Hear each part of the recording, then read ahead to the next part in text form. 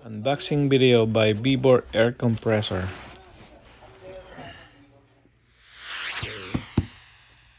Vibor Air Compressor.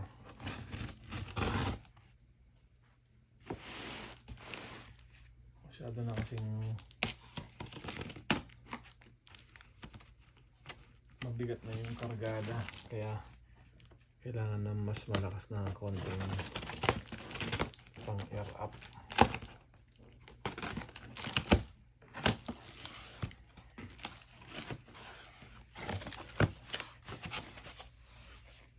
Tingnan natin kung manual niya.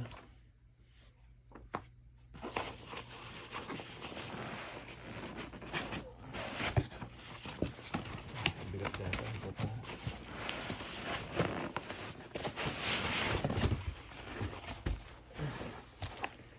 Okay yung packaging niya. So ito, sabi nila parang pwede hanggang 35 na gulong.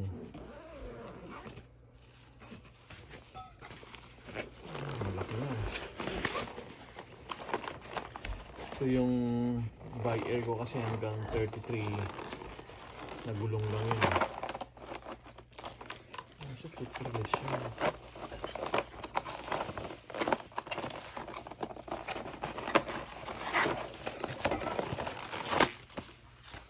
Engage na rin siya ba? So ito yung pinaka front niya. Ay, late naman ng ganito niya. Dapat hinabaan nila to.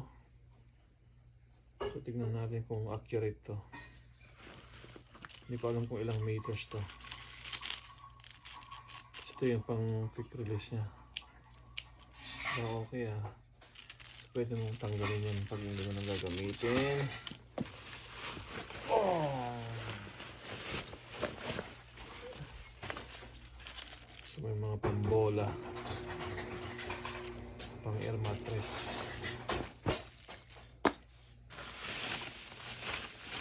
Ang laki na ngayon ah.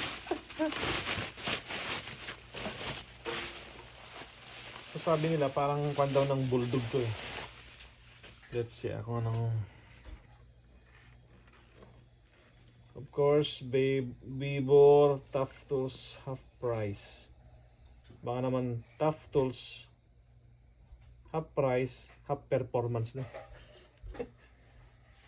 Onboard air compressor. Siyempre made in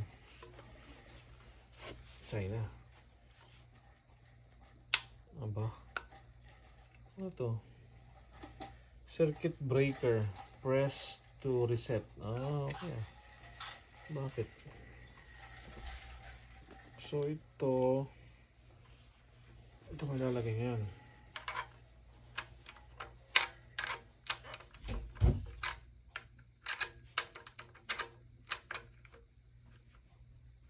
Yun.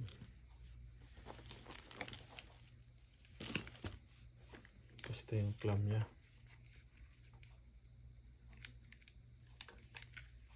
Okay. Patayin natin ito bukas. So, mga bigat nito siguro may 3 o 2 kilo siguro. 2 kilo. Okay. Vibor. Ay, Vibor. Vibor pala.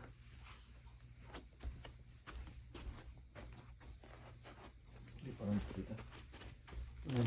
Vibor. So pag di nagagamitin, quick release. Okay. Ito yung clamp niya. May salamin ka pa oh. Walang ilaw. Walang ilaw.